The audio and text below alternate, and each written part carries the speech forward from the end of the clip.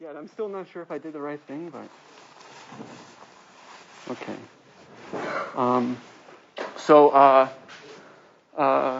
What do? We did put out the first few pages of the midterm. Most people I've talked to, TAs and a couple students just now, thought it was okay, but of course questions come up and stuff. So just let me know. You can talk to me after class or something. And my goal is just to put a lot of info on that sheet, so there's as few kind of surprises on the test as possible. You might have noticed that there are 3 word problems, but your third score is kind of counted in half, because I know we get nervous and stuff. So this way, because it's hard to throw a perfect game, right? So this way, whatever is the one that gave you the most trouble, that's only worth half as much. So that was one thing we've added. The cheat sheet is supposed to try to make it so you don't have to memorize anything and can just focus on working on some problems. Okay, so we might have even extra time at the end of class based on my plans to ask and answer lots of questions. I'm generally around. Okay. So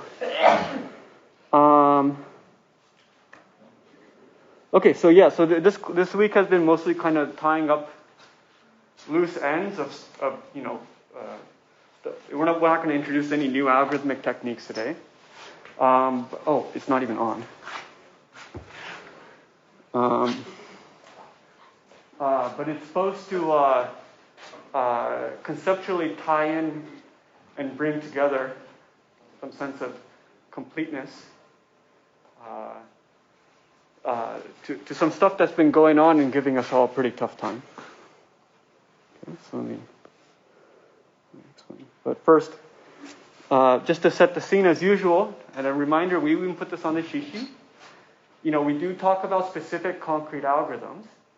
But actually at a high level, there are a couple patterns that emerge that aren't maybe so concrete, so not obvious at all. And one is the importance of identifying the right subproblem, which at some level is also identifying the right induction hypothesis that makes the algorithm correct. Right? Even when it's obvious to you, you probably in your mind have a clear induction hypothesis to justify the correctness. Or easier problem. And the other one to keep in mind is just, things like changing the input and leveraging, some of these algorithms we prove in class, which are quite robust, right? In the sense that we really talk about what we mean when we say distances and shortest paths, and we clarify, and we have very strong definitions, and then have very strong properties about those algorithms. And you can't really, they're very robust definitions. You can't poke holes at distances. We're very careful. We prove things. Okay?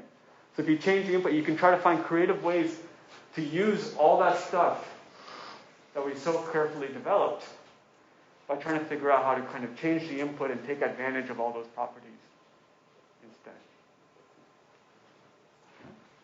And this will come back in a surprising way in this lecture, these 2 ideas. Okay.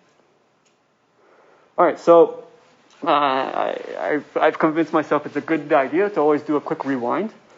We've been doing directed graphs for a couple weeks.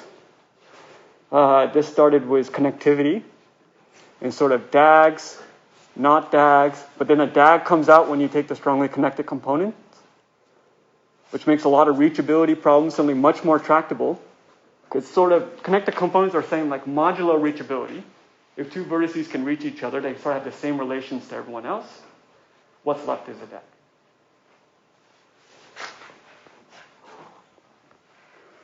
DAG. We talked about the subtle distinctions of the longest path and Hamiltonian path type of problems. Where in a DAG, you can do dynamic programming, you can do recursion with caching. Okay, and compute something that in a general graph seems extremely difficult. Okay, so that means that there is a big difference, especially if you're stuck on these path problems somehow.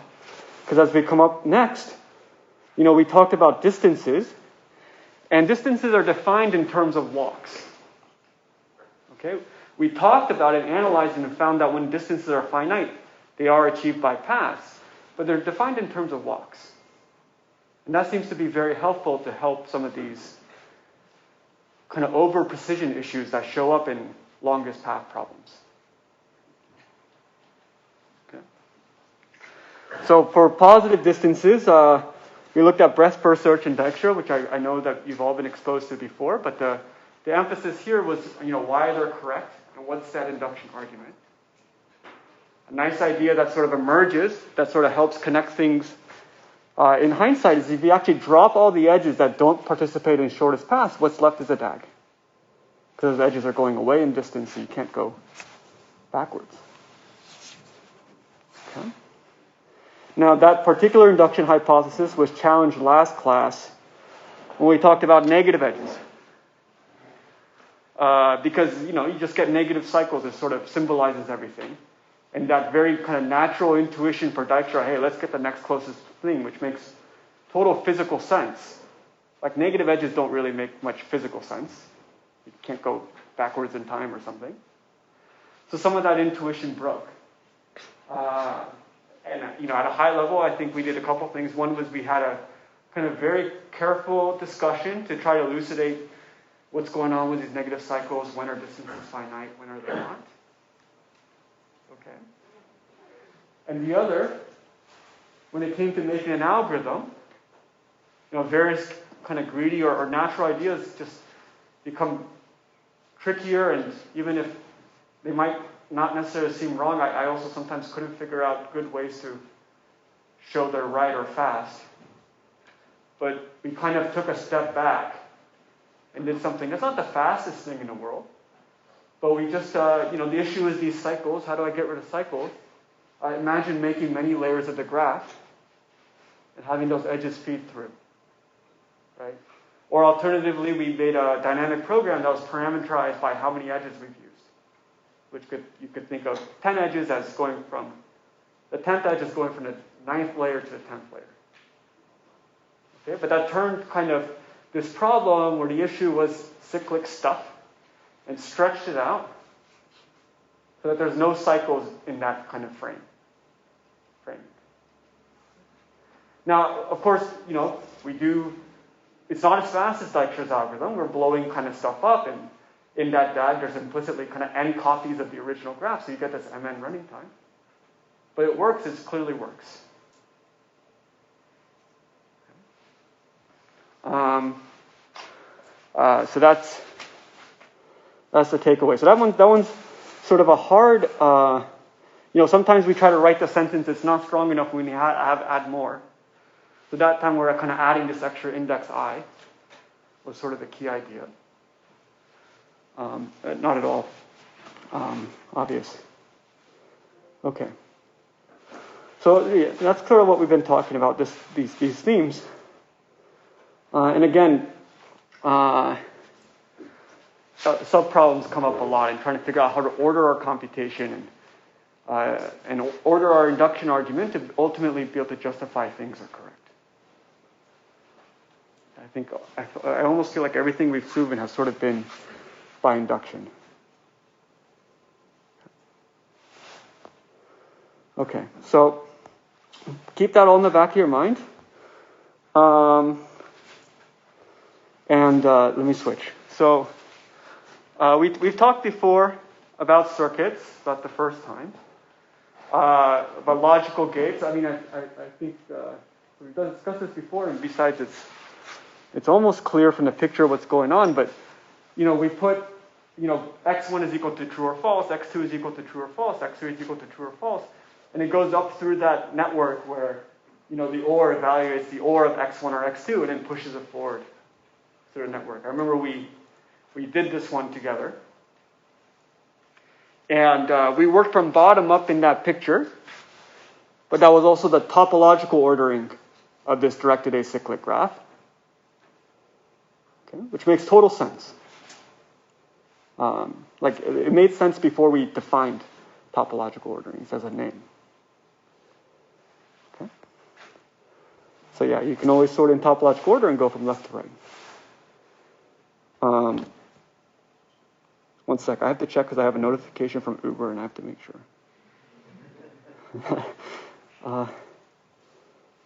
if they give me an advertisement, I'm gonna. Okay, nothing there. I just have to be careful. Okay. All right, so that's so much for circuits, right? Now, what we didn't talk about last time, we were just focused on the graphical aspects. It was just an example of a directed acyclic graph because we're talking about topological sort that day. But this itself is another torturous problem and a very natural problem. I described to you a circuit with input, and there should be a clear output gate. It should be the only sink in the DAG. I should probably draw an extra circle around the top, but hopefully here it's clear. And the question is, can you figure out an assignment to x1, x2, x3, x4 to make the output gate true? So just like SAT, but this time, instead of kind of having a flat formula, it could be a kind of directed acyclic graph. It's so just more complicated, since a SAT formula can always be thought of as a tree, which is just a very special case of directed acyclic graphs. Okay. I guess I can ask as usual. My question is, does anyone see a satisfying assignment for this problem?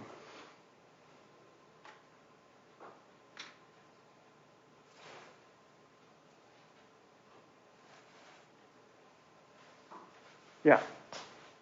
Input 1 is false. Okay. Inputs 2 and 3 are true, and input 4 does not matter. That doesn't matter. Okay. Oh, I see what you're saying. Okay, so this becomes true. That becomes true. This becomes true, like you said, it doesn't matter.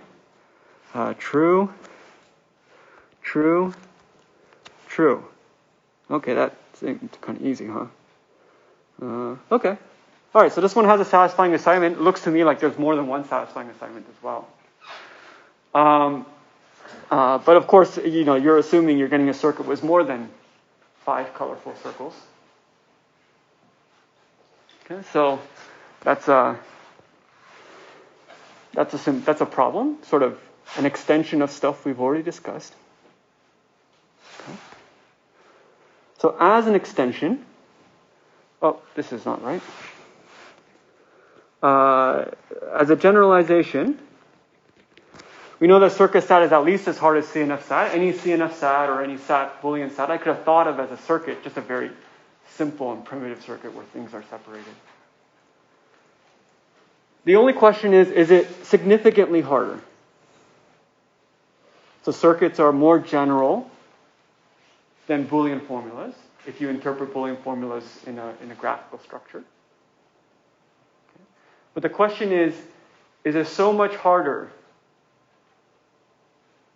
As in I could solve one but not the other. Like, is that possible? Kind of thing. Okay. I already saw some heads moving, but I could still ask.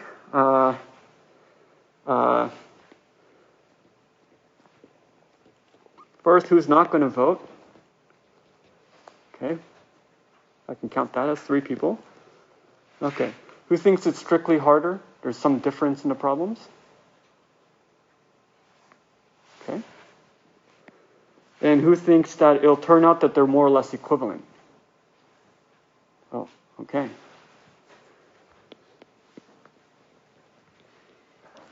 Okay, so that is true. But now let me ask, how would I go about trying to describe this? Like, what would the Maybe you can convert any circuit into an equivalent CNF SAT formula. Perfect. So if I can show that an algorithm for CNF could solve circuits, then CNF is also just as hard as circuits. That's the less obvious direction. Okay, so to do that, we can try to take a circuit, turn it into a SAT formula, roughly the same size. It's cheating if we made it exponentially bigger, because that'll ruin the whole polynomial to polynomial thing. But if I can take my circuit and make it roughly the same size kind of formula, it's okay. Okay. Does anyone want to take a guess of how to do this, or just a high-level suggestion? Yeah. So I'm thinking maybe you would start at like the output, so then you put two larger clauses, or however many there are on the other side, and then do all of that for those, and then continue on. But that might not really get you into CNF, so I'm not sure. Okay. Well, let me see if I can jog your memory a little, which is, do you guys remember, we once discussed this issue of having generic Boolean formulas that could be very deep trees, and how to kind of flatten them out, so to speak, from a tree perspective into just CNF form. Okay. And there, that sounds crazy, but the underlying trick was that in SAT we do have effectively assignment. I can introduce a new variable z and say it's equal to x1 and x2 or something. x1 or x2. Okay. So we went through this tree. I copied and pasted where we left off, where we're ripping off subtrees and replacing it with new variables that was going to be set to the value of the output of that subtree. And in this way, we kind of go through and eat up. Okay. So, knowing that, the same kind of idea would work here. Okay. So, I could say, look at this one, which is the OR of 2 bits. And I'll introduce a new variable, z1 is equal to x1 or x2. And that'll result in some clauses to sort of encode what is an assignment. And then I would write, okay, and I'll say z2 will save the output of this next node, which is the AND of x1 and x2. And I'll write down some clauses to that effect. At some level, it's not even too important what the clauses are anymore. All we need to know is that there are ways to do it. And it's only a constant number of clauses. That's the level of abstraction. And I can go through and I can replace all of those nodes with this assignment trick and kind of just end up with this big list of clauses that says z1 needs to be equal to x1 and x2, or x1 or x2, and z2 needs to be equal to x1 and x2, and z3 has to be equal to not x1, and so forth. And just kind of unpeel this graph. If you think about it, we'll have to go in topological order as well. From bottom up, introducing variables, flattening it all out. So it turns out, what keeps kind of going on is, as soon as you can do this assignment trick in SAT, massive degree of freedom. As soon as you basically have memory, is maybe one interpretation. We are introducing variables which act as memory. So actually, there's nothing conceptually brand new. We're taking that trick and just transferring it to a more general class of DAGs from before. Okay. All right, so that tells us that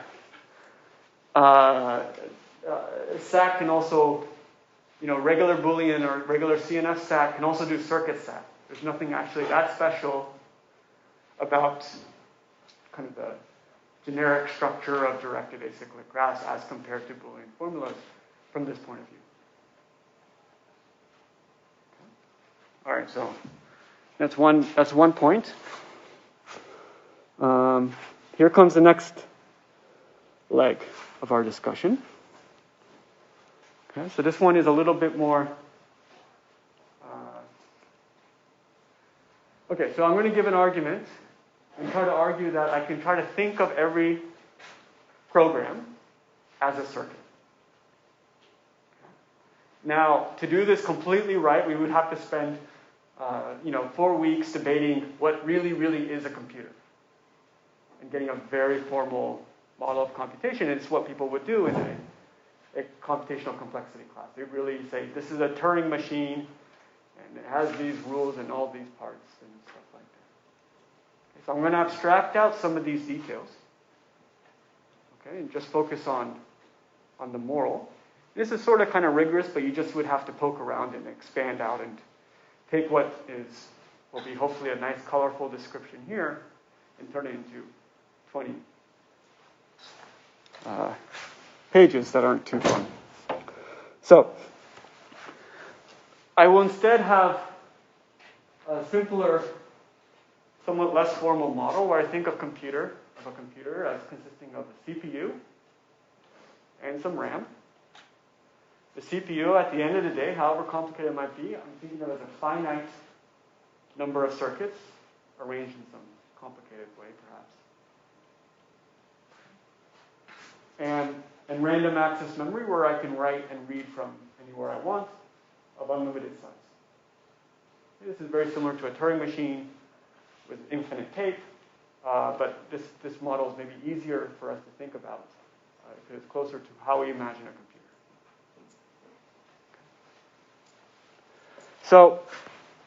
So I want to think of a program as every step, say, reading in a constant number of bits or pieces of information from RAM, doing whatever it does inside the CPU, ultimately a finite number of circuits, 6 finite number, and writing it out somewhere in RAM. Okay, so that's how I want to think about computing. Each step, I have a bunch of memory in essentially a big array. I look at some things, I maybe add 2 numbers together, I write it out into a third place. Imagine all algorithms ultimately decomposing to roughly these primitives. So it's a little simplified, but I think it makes sense. Now, so I want to say, at some level, there is some resemblance to circuits in the sense that I read a couple input bits and I write out 1 bit. And I do it over time. Each time I read in and write out. Okay. But I would love to call this a circuit. I mean, the whole system is a circuit. The CPU itself is a circuit. But there's one sort of conceptual obstruction. Because I can try to think of each location in RAM as a node sort of in the circuit, and each CPU kind of doing a gate kind of operation.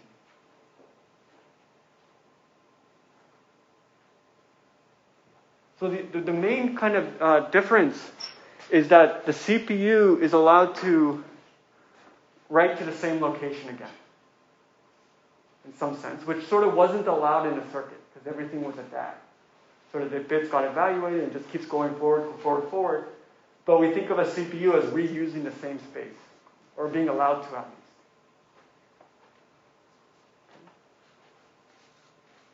least. Okay, so that then I would suggest is sort of the main conceptual difference behind sort of this generic notion of how we typically think of a CPU doing stuff and a circuit.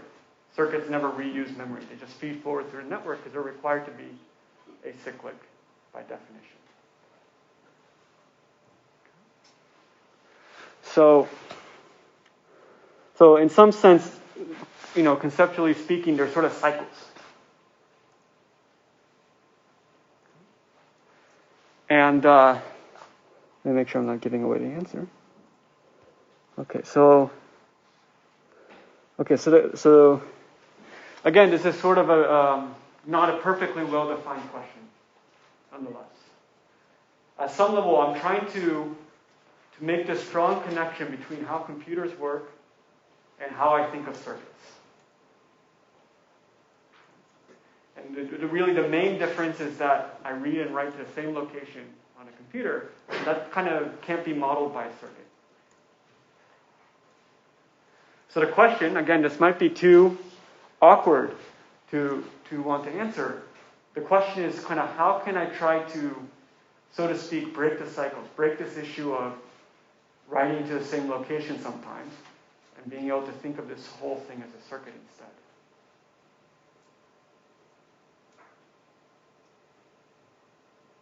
It'll be more of a conceptual trick, not like you're not going to physically change a CPU or anything. Yeah. So if you can assume that the place that you're writing to is no longer going to be used as an Yeah.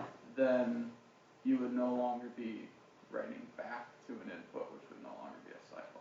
But you have to be able to assume that that memory location is no longer going to be used. Okay. Yeah. Okay. So at some level, first of all, we're not challenging why computers life is still good. We're totally used to this idea that I recycle memory, as suggested. Computers aren't breaking or anything. I want to kind of conceptually think of computers as just a circuit to kind of advance the theoretical argument. So, yeah. Okay. So, a different way to frame the question is, from what perspective can I think of a CPU as a circuit, but you have to do some cheating? Yeah. Any chance that to solve this problem, we could add another dimension to the array that acts as time? Okay, good. Perfect. We are going to use the exact same trick as Bellman-Ford, which we can do in theory. Okay? I can imagine having a copy of RAM for every instance of time. Okay, so it starts at time 0 with some whatever the inputs in the RAM or something. And then, I read two things and I write out something. But I'll write out to time step 1 copy of RAM. Okay? And maybe all the other bits I'll make sure stay the same. So they're sort of secretly omitted. This will stay the same. That will stay the same. Okay? So all the other bits will stay the same. And the CPU will update one bit, or will induce one change from one time step to the next. This is the exact same idea as American walk, as Bellman-Ford. We're going to make a kind of layered CPU, layered memory. Okay. But in this sense, hand waving a little bit, I've sort of removed the cycles, and I can sort of think of this whole thing as a huge circuit, where it starts in time 1, and it feeds forward through time 2. Especially if I just assume that, however complicated it might be, the CPU itself is a bunch of circuits. Okay, and I could expand out the definition. So in that sense, I could think of this, again, just this is not a physically thing, right? We're just virtually making copies. Imagining making copies. But now I can imagine having I can think of a program as a feeding forward circuit with no directed cycles.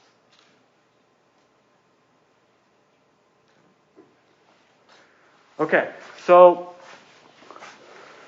so we have a DAG. Okay, we have a circuit. Now, the question is sort of how big is this circuit? Obviously, you would never do this in real life, right? You wouldn't, if you had a 100-step algorithm, you wouldn't divide your memory into 100 parts and copy everything over. That's crazy. But when we're interested in polynomial time, we're going to abuse this. So, what is the total size of the circuit? If I sort of decompose into parts, I could think of it as the size of the CPU, which is composed of some complicated edges or whatever, but it's just a constant. It's independent of the size of the RAM. Okay, so it's kind of independent of the input size and stuff like that. Okay.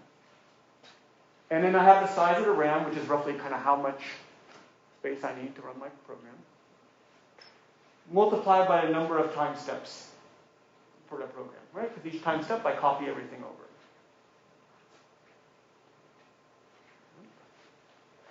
Now, I guess the only question then is how to bound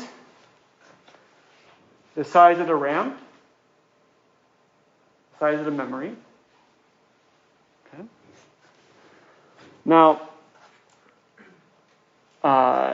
what we can do is argue that how much memory do I need?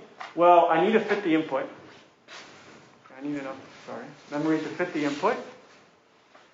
And every time step, I write to at most one location. Okay. So the running time plus the input size is plenty of RAM to fit the whole program. Because the input took up some space, each step I write one more piece.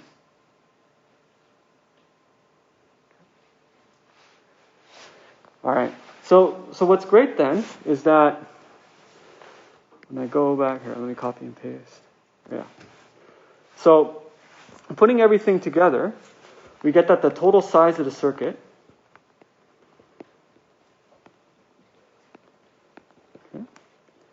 is at most like, so this is a constant, so I'll omit it. The input size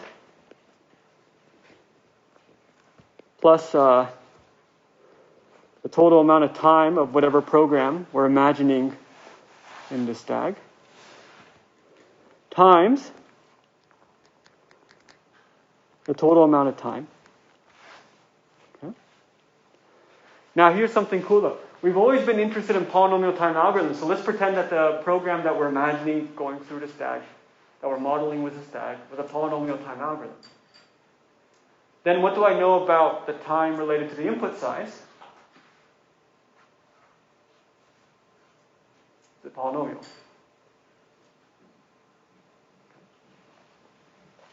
Again, this is not the fully detailed version of the argument. But in this wild construction, the total size of the circuit is ultimately a polynomial in the input size if we're analyzing a polynomial time algorithm. Okay, I don't really assume what the polynomial is. It could be n, it could be n squared, it could be n to the 10th. And I'm basically squaring, it's time times time. So if the algorithm ran in n to the 10th time, then the size of the circuit will be like n to the 100. It's not great. Okay, but it's still a polynomial. So you can make this argument more rigorous by opening up how do we really define a CPU, how do we really define memory and stuff like that. Okay. All right, so, but the takeaway is that for every polynomial time algorithm, there's I guess it's not technically a typo, it's a whatever. In particular, so for every polynomial time algorithm, I can kind of think, at least implicitly, of some polynomial size circuit under the hood. And because it's polynomial size circuit, I can actually build the thing in polynomial time, as messy and ridiculous as this is. Here we're really putting the theory in theory. Okay. All right, so that's the next step of a remarkable argument. Okay, so now let's look at some of these problems that have given us a hard time. We haven't talked about click, but it's important. So problems like SAT, circuit SAT, independent set. Okay. Now, of course, we didn't have any good algorithms, and we had torturous reductions. But we do know one thing about them, is that if you had the right answer, if I asked you, is there an independent size 10? You can actually prove it to me if there is. You can give me an independent set of size 10, and I can check that an answer is true. Efficiently. Okay, so as kind of mysterious and complicated and deceiving as these questions are, they're all search problems in the sense that if you had the right answer, you could prove it. In particular, an affirmative answer. If there was a yes, there is a proof, and something I can double check in polynomial time. Of course, finding the proof is what we can't do. But I could check that your set of vertices is an independent set. I can check that your suggestion of assignment does satisfy this circuit or this Boolean formula. One feature we know, and I know I could do that in polynomial time. Okay. All right, so this is how I want to think about this. So I don't know if I'm dating myself. There's this movie called Good Will Hunting from before you were born, probably. But in this movie, there's you can't even see well. Matt Damon plays Will Hunting, who can solve all problems. He knows everything. And Ben Affleck is a more kind of down-to-earth guy, not as into the problems, but they're best friends.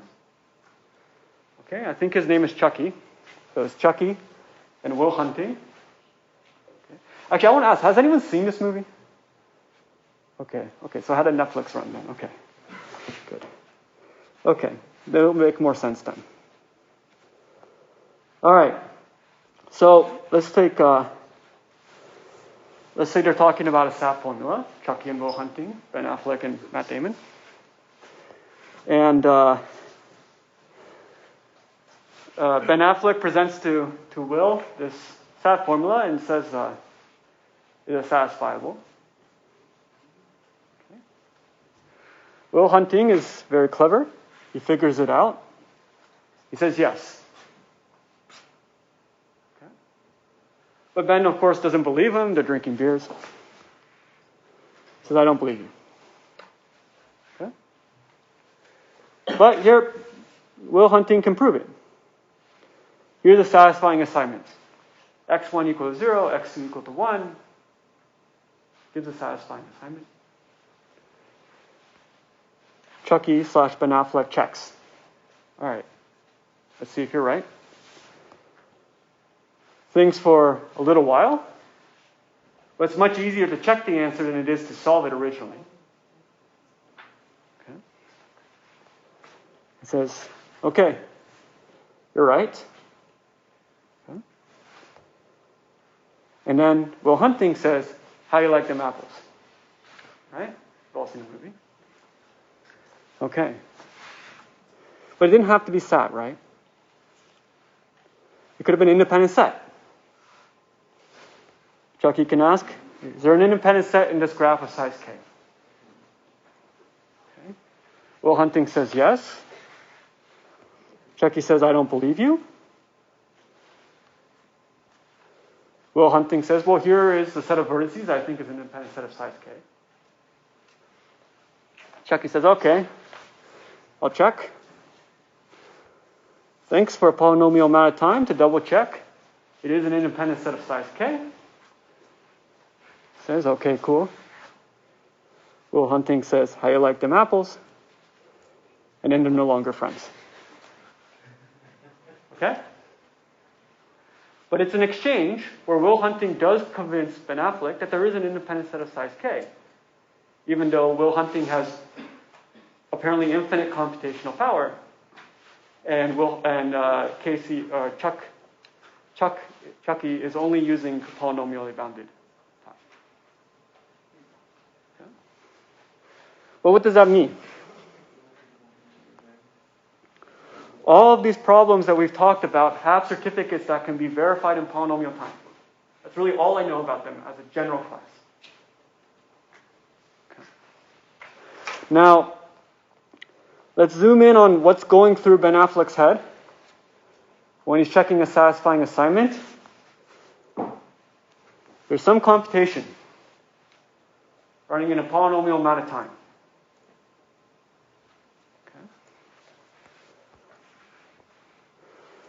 In that ... there's some polynomial time computation on some CPU. That's all I really know. Okay. But based on that crazy construction we did a moment ago, implicitly there's some kind of polynomial size circuit evaluating and double checking. Right? We know there's a polynomial time algorithm to check an answer. There's also a polynomial size circuit to check an answer. Polynomial minus squared. Okay, but still polynomial. And then just to keep remind us, all we're doing is doing this kind of layered graph trick. So what does that mean? all of these problems that we're worried about have polynomial time provers. Okay. But we know that polynomial time provers, verifiers, can be turned into polynomial size circuits. There exists an algorithm to check that independent set of size k. There exists a polynomial size circuit to check an independent set of size k. But what does that mean for circuit set? This is the Cook-Levin theorem. Any polynomial time verifiable problem, at least in principle, can be turned into a polynomial size circuit. Insofar as CPUs can be understood as very large circuits, and computation can be understood in terms of circuits. So if I could solve circuit set, I could solve any problem that's verifiable in polynomial time.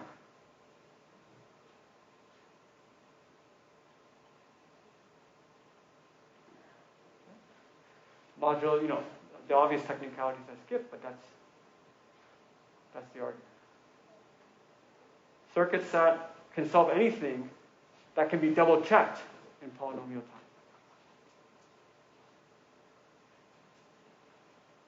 Because that double checking implies the existence of a circuit.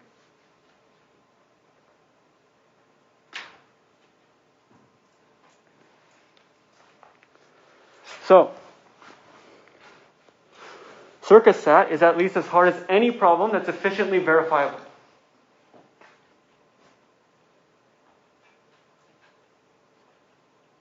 Any problem, assuming almost nothing about it, just that I can double check, that it's a search problem.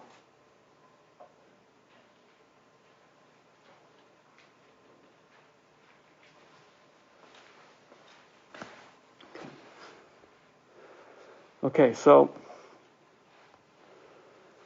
what we've sort of developed is this kind of amazing picture where suddenly things are kind of all the same. So what did we just argue? I just argued that all these kind of simple problems like independent set and dominating set, anything that can be double checked, can be solved by circuit set. And then before that, in our own lecture, we talked about how regular SAT, CNF SAT, Boolean SAT, by just using the assignment trick, maybe just is the wrong word, but by taking advantage of the assignment trick, we can flatten out circuits and make SAT formulas, or CNF SAT formulas. Okay. So now CNF SAT can solve circuit SAT. Circuit SAT can solve independent set. And then, we had those crazy triangles that showed that independent set can solve SAT. We already suspected SAT was hard, but now it's really formalized. Okay. So if you get a polynomial time algorithm for independent set or circuit SAT or SAT, just any one of them, you get all three of them automatically. Might be a mess of a polynomial, but nonetheless a polynomial. That was also true of Hamiltonian path. What else have we done? Subset sum. Okay. What else does that mean? That means that subset sum now solves Hamiltonian path. Because we showed that subset sum solves SAT, and the other side of the circle shows that SAT solves Hamiltonian path via circuit SAT. Okay. So what has emerged is that all of a huge number of problems that gives us fits are all equivalent up to polynomial time computation. If the only question you're asking is there a polynomial time algorithm? It's either yes or no, but it's the same answer for all of them.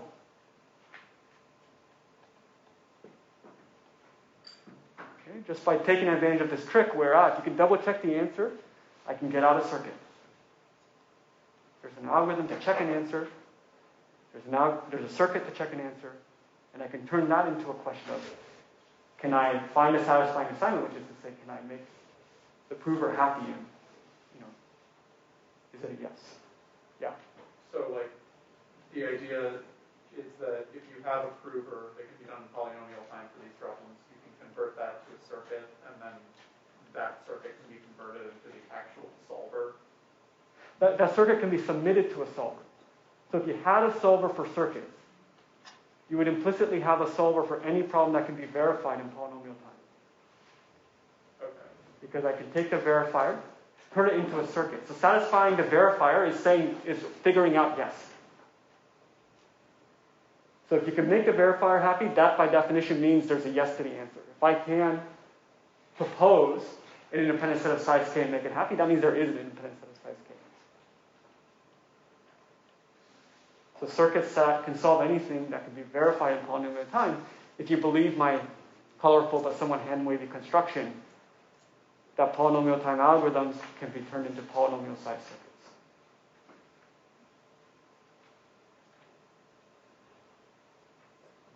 I'm just trying to capture the intuition. Okay. All right. Any questions? It's quite a lot, conceptually.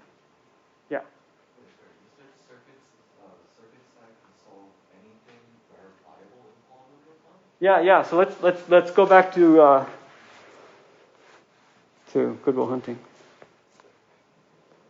So we'll just take SAT as an example, right? And all I really know is that there's some way to double check in polynomial time whether there is a satisfying assignment. Okay? So take that algorithm out. That's some box. That's the verifying algorithm, which is a black box. It can double check good answers. At some level, you can take your is there a satisfying assignment for this formula question and turn it into an equivalent question of can I make this verifying box happy? Can I feed the verifier algorithm a set of inputs for which it verifies and says, yeah, that's correct. Okay. Now, so that, all I know about that black box is that it's a polynomial time algorithm running on some CPU. Okay. So I have a black box, I want to make it happy, or I'm asking if it's possible to make the black box happy. Okay. And all I know about it is that it's a polynomial time algorithm. And that's how we're defining search problems that can be verified and have such a box, such a gatekeeper, And the claim of this construction is that as soon as you know there's a polynomial time algorithm, especially by indexing over time, you can convert it into a polynomial time circuit, polynomial size circuit. Okay? If you already happy to be like, yeah, computer's a circuit, then we could have skipped all that.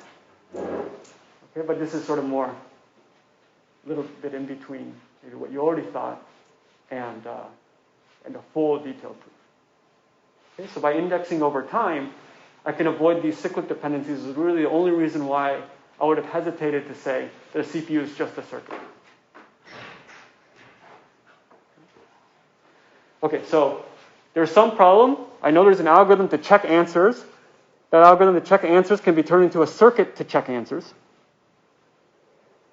So now if I had an algorithm that could check if a circuit has a satisfying assignment, but all that circuit is doing is checking to see if that other Boolean formula has if the assignment satisfies the other Boolean formula,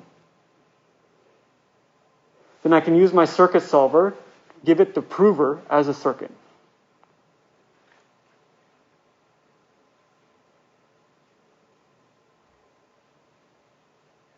An important trick that happens in the middle is sort of indexing over time and taking advantage that it's a polynomial time algorithm, so you only have to make polynomial many copies to flatten out and get a circuit. We're sort of imagining the computational process as the kind of thing that we'd feed into one of our usual algorithms like a circuit.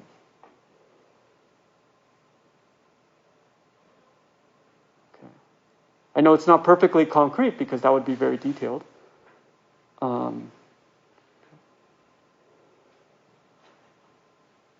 Okay, so that's the idea.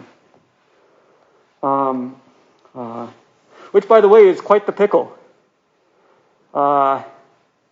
Obviously, that presents a lot of problems or a lot of issues with a lot of problems that we do want to solve. Many problems do turn out to be in this class of NP-complete, where we can solve SAT and it can be verified.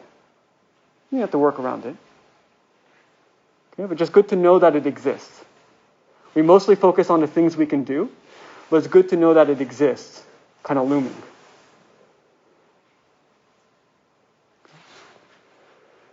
All right, so that's sort of this big picture thing that's going on. Now, this idea of turning SAT into other problems, SAT into independent set, SAT into Hamiltonian path, and there'll be, there's other problems that we haven't discussed. Some of them will come up.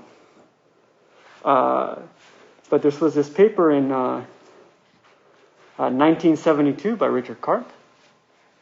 Okay, so previously Cook and Levin did this crazy, any program is a SAT, or any program is a circuit, and they figured out that first part, the part we sort of hand-waved. But the more grungy, but maybe creative, sort of like, how do I take a SAT formula and turn it into independent set with triangles?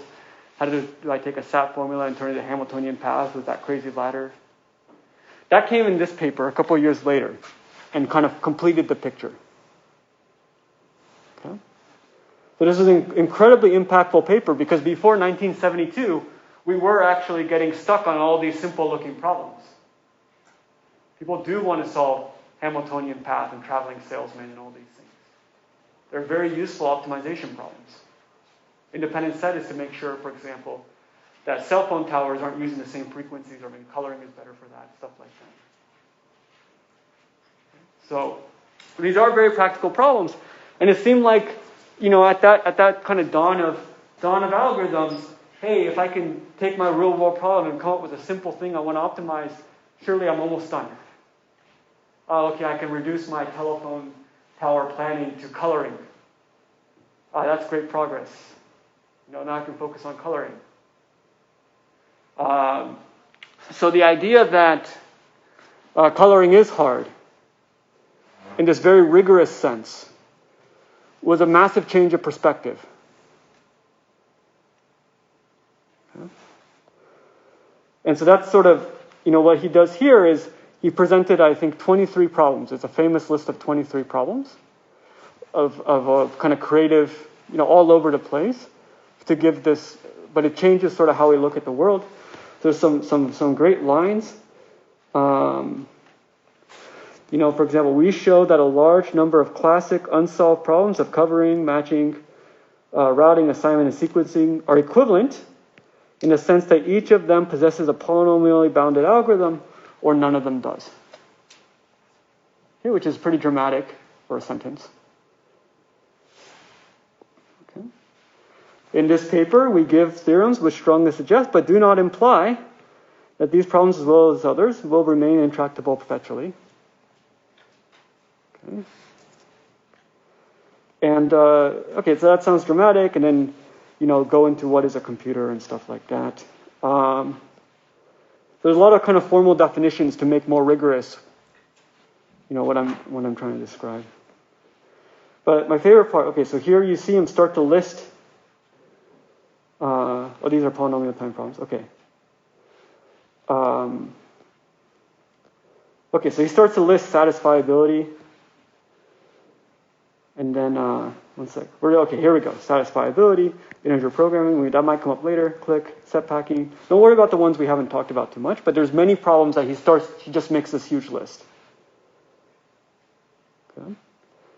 Directed Hamiltonian circuit. It also is true for undirected graphs. 3-sat. Satisfiability was at most 3 literals per clause. A chromatic number is coloring. Signer tree will come up later. A knapsack is very similar to subset sum. And then he had this great picture. Most of our reductions were often directly from SAT, but he had a lot of kind of cross from one problem to another. So this was mapping out the reductions in his paper. So this famous picture. I wasn't sure if I could put it in my notes because it might violate copyright or something. But I could put it in the slides. A partition, that's like subset sum, and so forth. Okay, so out comes this big list, and then after that, like everyone starts coming up with more problems that are NP complete, and it's just like a cottage industry and research for a while. Okay, so much for that. Almost done. So I want to make a couple comments though. Also tying back to this thing, I probably should have made more explicit earlier on. But sort of these two meta perspectives in solving problems. One was trying to identify the right subproblem and the right induction hypothesis. The other is changing the input and leveraging other algorithms that we already understand. Okay? And I want to revisit this in light of what we just learned about the theory of NP-Completeness. Okay. Right? Because before this thing shows up, there is actually some hope that dynamic programming will solve all problems, that we can just do things recursively if we just figure out the right way to look at it, identify the right subproblem, save the problem, polynomial time algorithm. There was this dream, right? But now it's shattered. Okay. But how do we kind of shatter it is sort of, I don't know, ridiculous. First, that the key idea in our proof that kind of polynomial algorithms can be understood as polynomial-sized circuits, the key idea is the same thing from Bellman-Ford. It's just basically kind of identifying the right subproblems. But it's the same trick from one of the most prototypical dynamic programming algorithms. So that's one irony, is that the Cook-Levin theorem is sort of using dynamic programming against itself. The other irony, the other side, the part that Richard Carp did, where he's taking SAT and turning it into all sorts of creative problems, is he's messing around with the input. Right? He's taking SAT and turning it into an input for Hamiltonian path, subset sum, whatever. So the other side of the circle is using our other main trick, changing the input. So at some level, the main two things that we've been using to solve problems, it's also the main two reasons we maybe can't solve all problems, which I find annoying.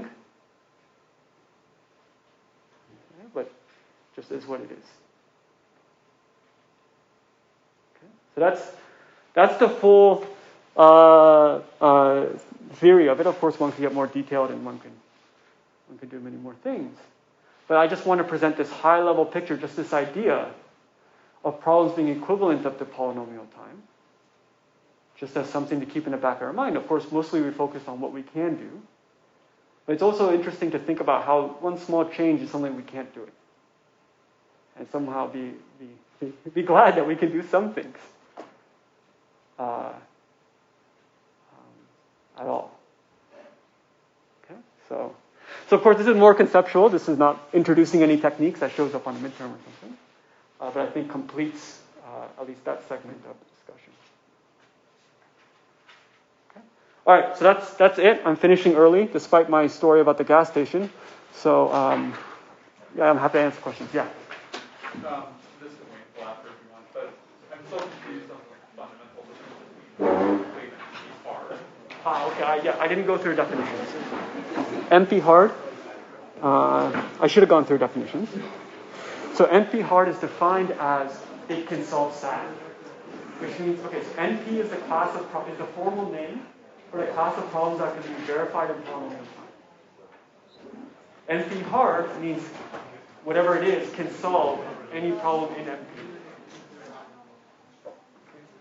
But we now know that SAT solves any problem in NP.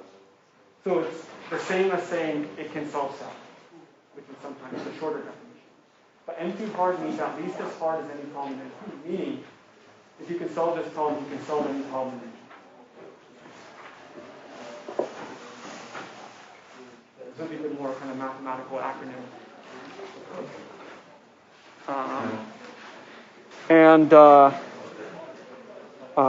NP, I made up NP easy, that's not a real name, that's just sort of made it. So what do we know? We know that Hamiltonian class is NP hard because it can solve SAT. But we now also know that SAT can solve Hamiltonian via circuit, which means that they're kind of equivalent. So if something is NP solve anything in the NP class. Yes. NP-Complete is all the classes that are in NP, all the problems are in NP, and they're NP hard. So we mostly, there are problems that are harder to do. They're harder than NP hard. It's not the hardest problem to do, still you can double check the SAT is still independent separate deal, and there are problems that can be harder.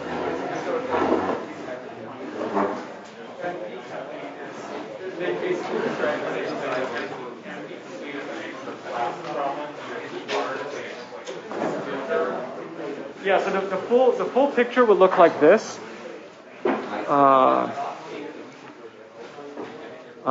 We have NP and NP hard. Okay, so there could be problems that are NP hard, but they're not in NP. They're just even harder, strictly harder. Okay? And then the things inside both is called NP-Complete because they're sort of all equivalent now. Sorry, so if you work out what it means to be both, you'll find that being both means that it's like SAT and Hamiltonian path in these problems where solving any one solves all of them simultaneously. And they call this a complete class because that's what they like to call it. Yeah. So NP hard problems can solve NP-Complete. NP-Complete is a subset. It's the middle part of the Venn diagram. So we can solve. NP hard problems don't solve all NP hard. That's right. That's right. So there could be much harder problems with nothing to do.